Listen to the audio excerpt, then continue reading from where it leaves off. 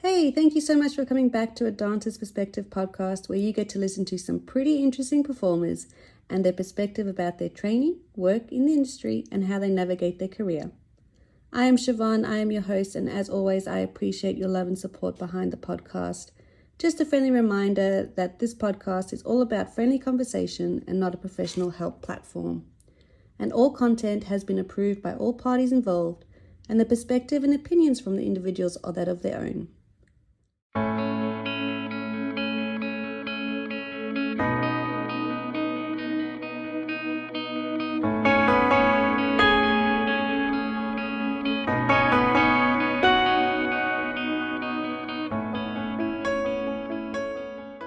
Hi everyone, welcome back to the podcast. I'm Siobhan, your host, and I'm joined here with the lovely Nolly, and we have a very interesting topic to talk about. We're talking about the industry and how it has changed over time and getting Nolly's perspective, who's been in the industry a bit of a time, bit of a hot minute, and worked all around the world and also interstate and everything. So without further ado, I'm going to let Nolly introduce herself and tell us a bit about her, and then we'll get into some juicy questions. Love some juicy questions. Hi everyone. Hi Siobhan. For everyone that doesn't know me, I am a Nolly. I started dancing when I was about 2-3 years old, and then did full-time dance. From there, I started dancing professionally in the industry from about 22. I have worked a lot in children's entertainment. I've done cruise ships.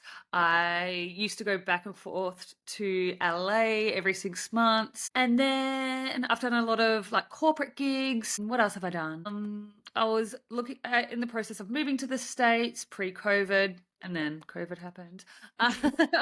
Instead, I moved to Sydney, and now I am more in acting, film and TV, and all of that. I know a lot, and I've seen a lot how the industry has changed over the years, especially when I was teaching with the intake of like social media and all of that. It's been an interesting time, but yeah, we will get into that. We'll get into it. And I cannot wait for it. Well, why don't we start with training? Like, we'll go for yourself as well, like as a professional dancer, your training and how you saw back then. Let's put a year on it. Maybe we'll go like 10 or 5 years ago. Which one would you prefer? Cool. Let's go 10 years ago. 10 years ago? 10 years ago. Right. So 10 years ago, I had just finished cruise ships. Yep. That's Crazy, crazy. hey? Crazy. I just got off cruise ships, and I was just back into training. I stopped cruise ships because I had done 3 contracts, and I wanted to do bigger and better things. So at this stage, I was going back and forth to LA a lot, training with some incredible choreographers, teachers over in the States who changed my life, not just like dancing life, but like personal life as well. They gave me a brand new perspective on everything. I was training with the likes of like Galen Hooks, who's done everything. Everything. She's been in the industry since she's like 7 years old. Like dancing professionally or choreographing, directing since she was 7 years old. Like crazy. Crazy. Jeremy Strong, who choreographs for Jason Derulo, Brian and Scott Nicholson, who choreographed for Ariana Grande. All these people that honestly I wouldn't be the dancer I am without these people in my life, and I'm so grateful for these choreographers and everything. How do you think it's like changed? Like, let's just talk generally like classes. Like 10 years ago, like you would walk into a class, and then like, to see it from this point of view from now as well. How would you compare it? Oh, so different. Uh,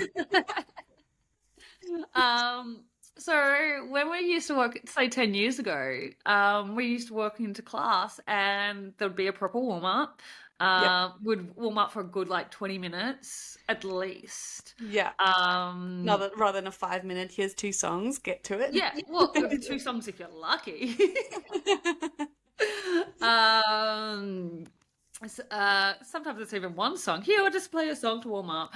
Yeah. We'll actually do strength training, like we'll do abs and push-ups and proper stretching.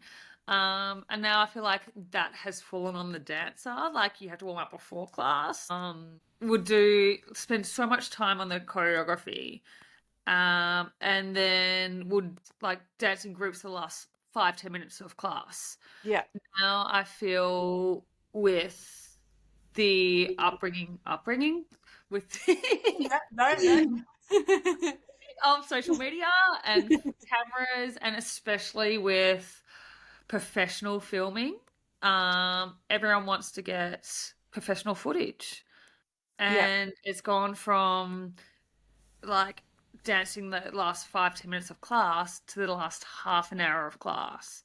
Yeah. So you'd spend an hour or like an hour learning choreography or whatever, and then half an hour filming. And then if you're not in those select groups, you're sitting down for the last half an hour of class.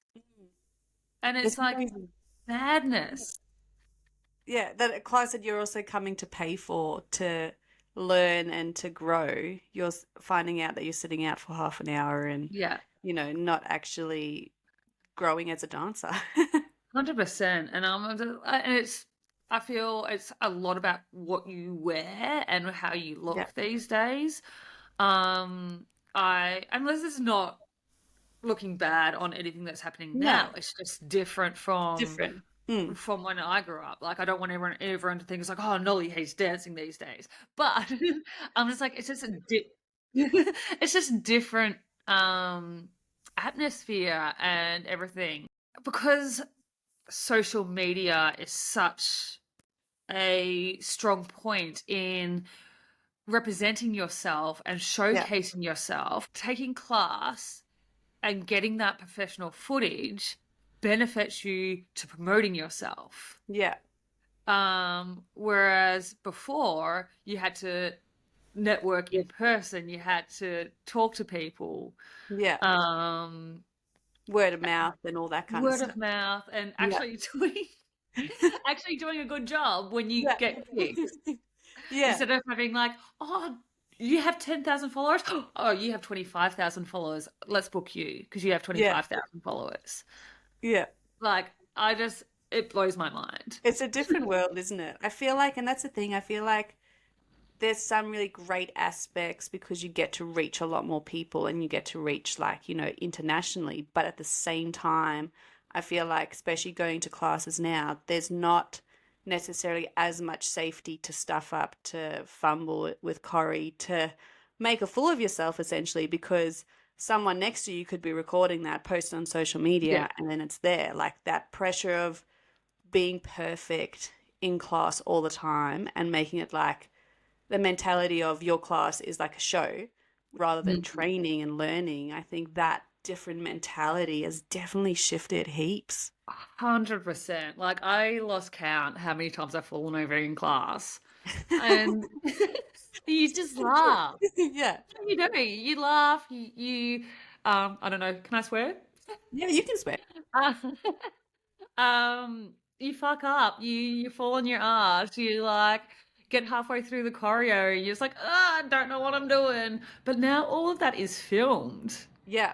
And it's like recorded and it's like there for anyone and everyone to see it. And unfortunately, I think also the world that we live in, it's everything happens now, everything's instantaneously available to us and everything like that. I think when people see that's your first impression, where your first impression probably back then was, hi, this is who I am as a person, this is what I've done, rather than, oh, that fall or something that got recorded and, oh, she's not a great dancer.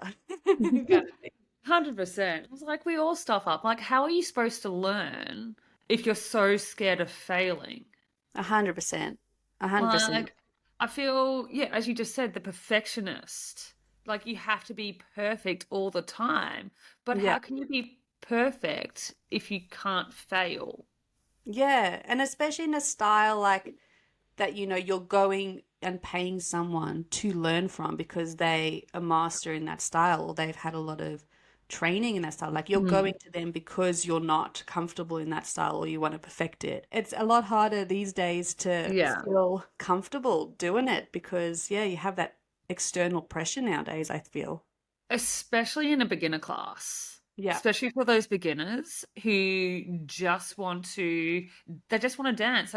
Some beginners just want to do it for fitness Yeah. or whatever. And I know people that are so scared to go to class because they don't want to be filmed Yeah. and it puts them off. And then it's like, oh, I would go to class, but everything is filmed these days. Yeah. And as you said, it's not like it lasts 10 minutes. It's like a good chunk of Mm, the class. And I feel like even classes, even when I used to take them for myself, maybe not 10 years ago, but it was a lot longer kind of mm, thing. Like your classes, like you had half an hour to warm up, half an hour of technique, an hour to learn choreo, and like the last 10 minutes of that was, you know, running through it. yeah. And Like, doing groups, and it wasn't like, I'm going to choose this person, this person, this person, this person, because these people will perfect my choreography like the way I see yeah, it. Not just like, it used to be, okay, you five, you five, you five, you five, because you're standing next to each other. yeah. Like, that's what it used to be. 100%. And a lot of people I feel like who went to classes, they didn't know the choreography also coming into it. I feel like Hmm. um, teachers nowadays, and also there's no hate to it because at the end of the day there's so many dancers, and of course you want to help your friends and stuff like that. But I think back then there wasn't much favoritism in a way of you know people getting taught choreography a couple of days before the class. They come, Hmm. they nailing it, know the next couple of steps, and then as you say, when it Yeah. comes to filming, it's like a matter of choosing people who already know the choreography rather than Yeah. ones that are there learning. So I think and I'd love to get your perspective on it, the teaching as well from a teacher's perspective. I feel like people back then, they were very invested in their students with helping them learn, helping them grow, where now Yeah. people are trying to make it as a teacher and try and sell themselves as a choreographer with making sure that people that are doing their choreography looks good. And to a point, yes, that's important. Yeah. But is it overtaking? Like, what's your perspective? No, obviously this is generalizing. Yes, um, 100%, 100% generalizing because I know quite a few great upcoming teachers that Yes. care about their students and will do anything for their students, so they don't care about getting the footage and all of that. Yeah. Just want to Yeah, no, preference no, that. no. Yeah, no, it's important. And I 100% agree. Like, not everyone's like that. It's just more so for the Uh, difference in people. yeah, so for the others that are coming up and getting into teaching, um, how do I put this? It's You can be a fantastic dancer, but that Yeah. doesn't mean that you're a good teacher, Yeah. and vice versa. Like, you can be a fantastic teacher, but that doesn't mean that you're a great dancer. Yeah. Um, and I feel that if you're getting into teaching purely to get a following for choreography and get your name out there as a choreographer, and you don't care about the students, should you really be teaching? Mm. Like, Yeah. if this is what your aim is, I would say book a studio, get your friends, choreograph, get your friends together. But I feel like going and running open classes to get your name out there and um like teach classes, but you're not actually teaching. Um yeah, I was like, what's the point? Yeah. Yeah. I For an example, like I took a ballet class a few weeks ago and I haven't taken ballet in years. I was like, I want to get back into ballet. Yeah. Love that. And not mentioning any names or where I went or Yes. anything like Yeah. that. Yeah. But I took a ballet class, and the ballet teacher taught. I think it was like a intermediate class, So Yeah. it wasn't even in advance. I was like, I'm gonna start like because I haven't been to ballet in a few Yeah, years. getting back into it. And this teacher, he taught the combo so fast, and then when he played the music, did the combo at the bar himself so he could work on himself. Did not look at anyone else in the class, did not care. And then throughout the class, he kept on just dropping notes of like about what he was going, the show that he was going to be in. He's like, I'm starting rehearsal next week for this show, and this person's in it, this person isn't. I was like, but he did not give any corrections to any dancer Yeah, throughout right. the entire class because he was more focused on himself. Yeah, right. And I And was like, why are you teaching? and I suppose that's also it's crazy because it's teaching is an income as well and all that kind of Yeah. stuff. But I feel like if you think about the ballet teachers 10 years ago, holy moly, you got like Mm. smacked with a little ruler and you got to be like point your toes and turn your knees out and do this and do that. Like you couldn't get away with anything. No. It's like, hold your stomach in, suck your ribs in, like, pull up. And like you would be like again, again, again. Yeah. Wrong. And that's what I wanted. That's what I wanted to, like, when I went back to ballet. I was like, I want to work hard and I Yeah, want to get, like, this ballet technique back. And yeah. yet I was like, I've got zero corrections at Yeah, all. it's a bit wild how like it's changed. And obviously like you said before, not every class is like that and there are some really No. great teachers and it's about finding those classes and there are some out there. I think a lot less than there used to be, but Mm. there are definitely some out there. Well, I feel like when I started dancing, I grew up in like hills out of eastern suburbs of Melbourne, like Mount Yeah, Dandenong Ranges. represented. Yeah. Um, so dancing in a community hall with no mirrors, no sprung floors. This is showing my age. Um, but like we learnt by how it felt. Yeah, So we learned it's like, okay, so when you jump, you have to land through your feet. But you couldn't see that. Like yeah, you had to really feel it. And using the floor or like when you learn a combination or you dance routine for the end of your concert or for comps or whatever, like you had to feel the dancers next to you to make sure you're doing the right thing. And you yeah, couldn't see it. And I just feel not only with the cameras and social media and like that perfectionistic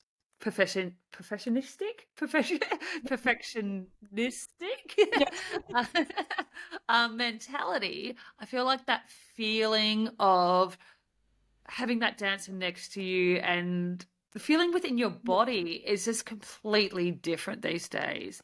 yeah, And the use of mirrors, I feel great. Like using mirrors, as I got older, mirrors started getting introduced into the studio and all of that, which was great yeah, yeah. because you could see it's like, oh, I can This is see what, what I'm doing yeah. wrong now. But I feel like now it's just like, oh, what do I look like? Do I look good? Or how does my outfit look? Like, oh, Yeah. okay, It's a, cute. it's a tool that's being used for in different ways now that Different wasn't originally. purposes. And I Yeah. was, yeah, it's so strange. It's a quite foreign, isn't it? And I feel like going back to like the whole feeling, I think, because there's such a pressure now to be perfect in classes, I feel like we really have stepped away from the reason and also generalizing here. But why did we start dancing in the first place? Because it feels good and it's a way to express ourselves and everyone's different, everyone has a different flavor. Where now it's like you need to make sure every count is perfect, you need to make sure every line is hit. Mm. I feel like the audience connection has been lost a little bit because we're focusing so much on choreography and getting it right that where back in the day you really had to connect with your audience and feel it and express it that way rather than through two black flips or, Yeah, turning down 100%. the room. Okay, question for you. Here we go. When did a jazz routine contain acrobatics? It's I a know. jazz routine. It's It's like wild. jazz solo. And then you was like, oh, I'm gonna add a backflip and a like aerial cartwheel. I was like, but that's acro. I feel like it's so true. I feel like back then it was like express yourself, where this is like impress, but Yeah, impress in not a way to connect. Impress on like, look what I can do. yeah. Has nothing to do with the storyline or what the routine's about or the style in general. I feel like I know. It's like it's it's madness. It's like, can my head touch my feet? yeah, and it's become such a focus. So yeah, like what's your perspective on everything like that now? It's that's a good question. I can go for ages on this.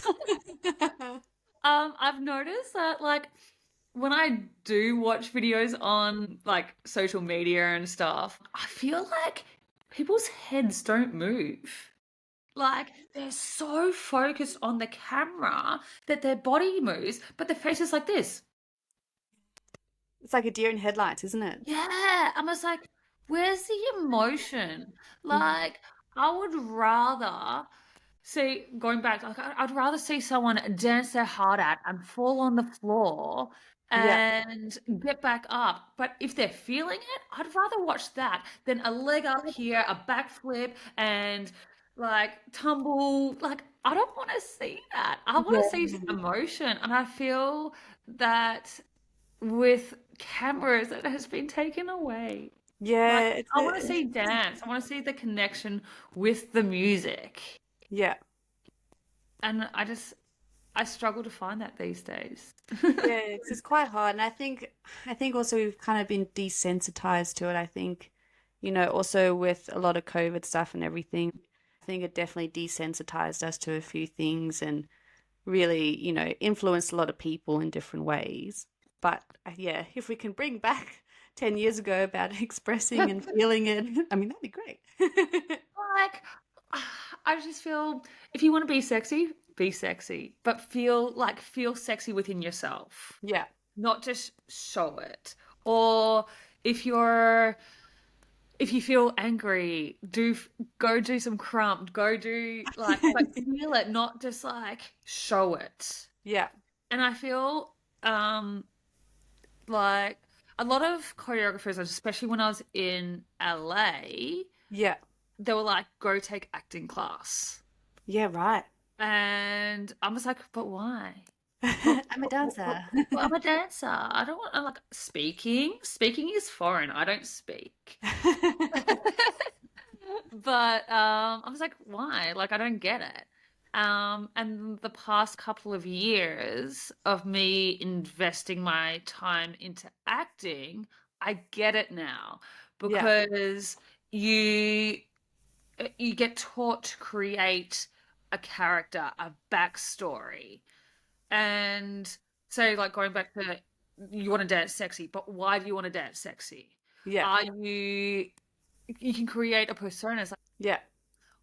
instead of I want to look sexy for the cameras. I feel like acting has taught me that. It's like creating a backstory to why you're dancing and why it feels good. Yeah.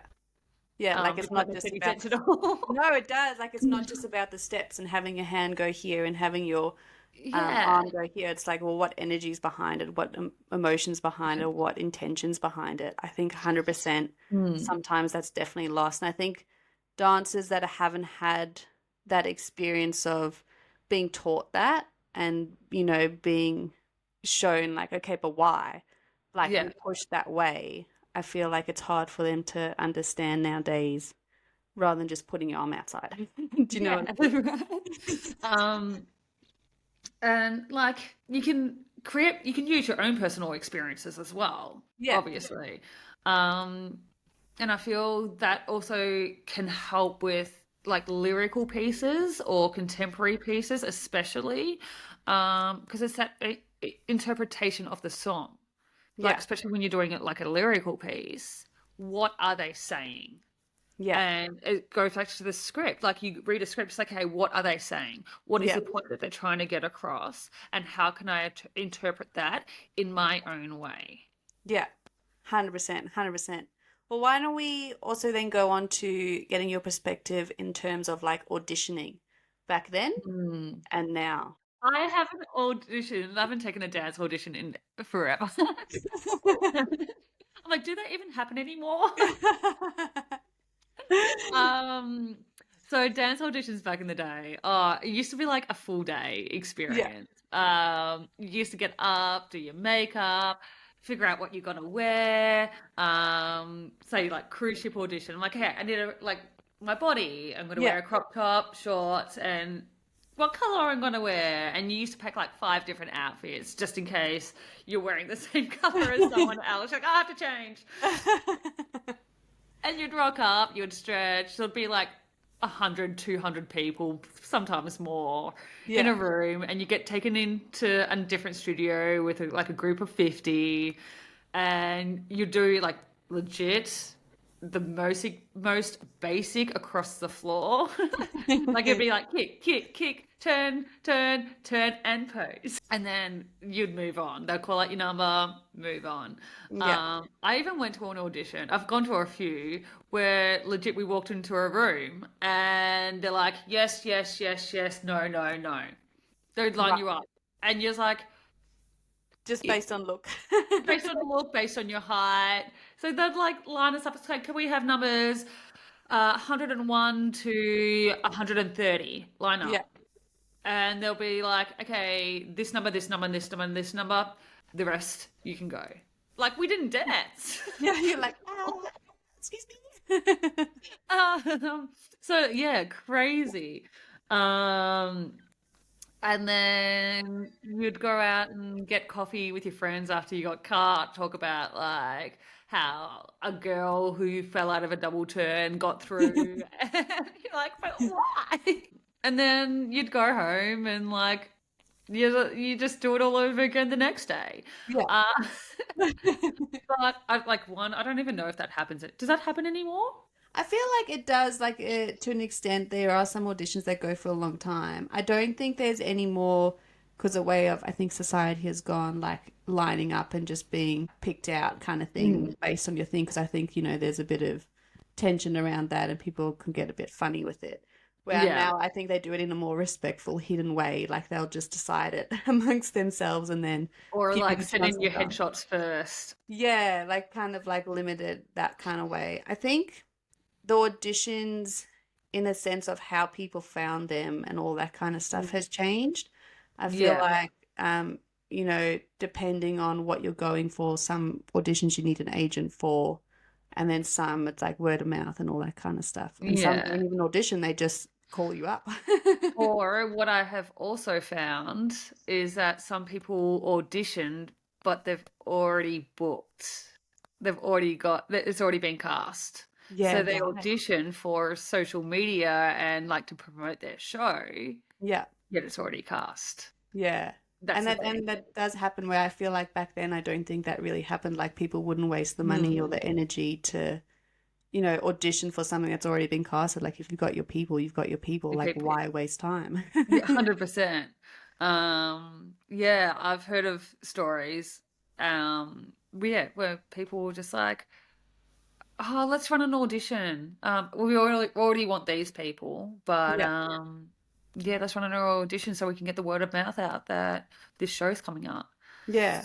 Or even just like some companies as well, like some people will hold auditions just to show face, but they Yeah. already have enough people on their books that they don't need necessarily any more people. It's just more of a marketing campaign and making people be aware like you're still there and all that kind of stuff. So I think in that sense, auditions have definitely changed. 100%. Because I am doing more acting auditions these days, a lot of it is self-taped. So many self-tapes. So many self-tapes. And it's rarely in the room. And like Yeah. callbacks are on Zoom, or if you do get a callback, you could go to a studio, or Yeah. a callback could just be another self-tape. Yeah. So it's interesting, again, from COVID. It's Yeah. interesting how even auditions in the acting world have changed because you just Yeah. don't go into the studio anymore. Yeah. Or even now also with show reels for dancing, I feel like, back then it wasn't much so of an importance where I think everything is coming down to how you market yourself now and Yeah. how convenient it is for people to access what you dance like and how you dance and who you are as Yeah. a dancer. Where back then you had to make sure your CV was spick and span, Yeah. easy to read, your headshot was, not next to a bush or anything like that, but just a plain wall. Doesn't have to be Yeah. professional or anything like that. Where now it's like you need to be airbrushed and hair done, false eyelashes, and all that kind of Yeah. stuff. Which, to a degree, like, yeah, okay, definitely helps. But I Mm. think the standard of how you present yourself to go for auditions has also changed dramatically. Yeah. I think also it is slightly different in the acting world, Yeah. especially with your headshots, because they want plain Yeah. casting. So this is for dancers who are into acting as well. Yeah. Your dance headshot should be different from your acting headshots, Yeah. 100%. especially if you're going for commercials or any of that. Because when I first started getting into acting, Mm. I was using my airbrushed photos, Yes. and they're like, "You can't." My agent's like, "You can't use those." Like, these are I not look real appropriate. good. I look like. I look, yeah, I look freaking. But definitely for commercials, they want like minimal makeup because Yeah. casting directors want to see like clean slates, like clean canvas. What can we create? What can we Yeah. make you? Instead of like already having a painted canvas. Yeah. Yeah. It's like, oh, I don't know what to do with this because it's already finished. Yeah. Like, It's already done. That job is done. Well, what about if we talk about marketing yourself and presenting yourself forward and networking? Because I feel like a lot of networking nowadays is done online, and yeah, essentially your CV that you had to go to Officeworks to print off every time you had an audition that you never got back is now actually your social media. yeah, no. It's so funny that you mentioned that because I did a big clean out of my apartment the other week and I found like 20 headshots and like 20 copies of my CV. Because you don't print the one, you print 20 just so Because you don't have to go back. it's cheaper to buy in bulk. 100%, 100%. Like, what am I going to do with these 20 headshots? Exactly. Everyone would turn up with the, like the whole little folder and everything with their CV, And some auditions you still have to do it, but I feel like everyone looks at your social media now, and if you Yeah, don't have 100%. a social And look, media, it's like, it works. Like, I've known dancers that have booked off their social media, booked with Todrick Hall and a few other massive artists around the world just off their social media. yeah, So it can work. yeah, So in saying that, I always recommend like keep your social media up to date, 100%. and professional. Yeah, don't, yes. Um, Professional, like especially if you're a teacher and you're teaching kids. Yes, yes, that's a whole can of worms It's right a there. whole nother ball game. But this is me personally, if I were booking like I wanted 10 dancers and I didn't have time to audition and people were like, hey, check out this person, check out this person. I Yeah, would want to see that you can actually dance. yeah, So I don't want to scroll down through 500 photos of yeah, you chilling and drinking with your friends yeah, or like posing. I'm like, I want to see that you can dance. yes. Um, so this kind of goes against what I was saying about like video editing classes and stuff.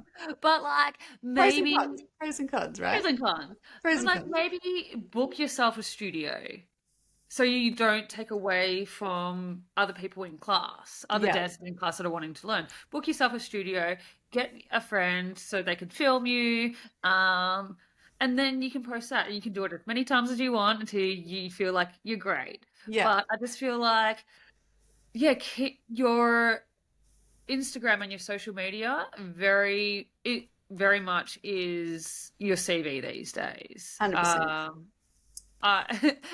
Because I'm so old school, I'm just like, but like I have to go with the times. Like Yeah, it is the reality of the world we live in now, and I think yeah, keep that social media up to date, because you never know who's looking. You never know who's needing someone for work. I could just be like, hey, Siobhan, I need 5 dancers. Who do you know?